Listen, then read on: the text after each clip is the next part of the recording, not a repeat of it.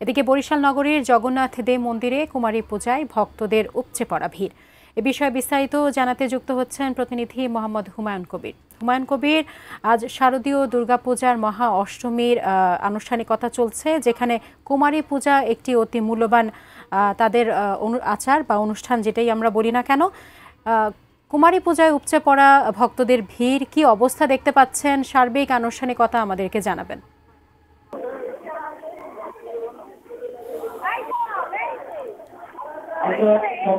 বরিশাল নগরীর জগন্নাথ মন্দিরে এখন শুরু হয়েছে কুমারী পূজা। এখানে রয়েছে বরিশাল নগরীর জগন্নাথ মন্দিরের মণ্ডপে এখন কুমারী পূজা চলছে এবং পূজা শুরু হয়েছে। এখানে আলো সন্ধ্যার নবম শ্রেণীর দ্বিতীয় শ্রেণীর ছাত্রী গণদেব গার্লস স্কুলের ছাত্রী, তাকে এখানে সেই কুমারী পূজার আসনে তাকে বসানো হয়েছে এবং এই পূজা চলছে।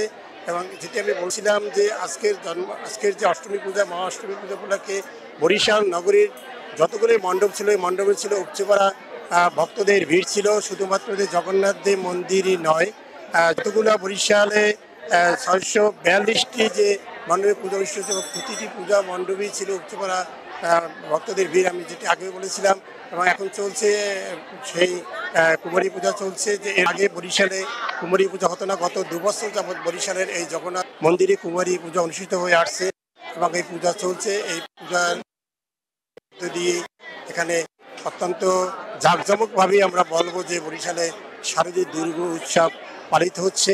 এবং এবার আমি যেটি জিনিস দেখতে পারবো যে পূজাকে সুন্দর সুষ্ঠু সম্পন্ন করার জন্য প্রয়োজনীয় সঙ্গে আইনশৃঙ্খলা বাহিনী নিয়োগ করা হয়েছে এবং অত্যন্ত সুন্দরভাবেই এই পূজা অনুষ্ঠিত হচ্ছে। এবং এখন চলছে যে এই কুমারী পূজা চলছে জগন্নাথ দেব মন্দির।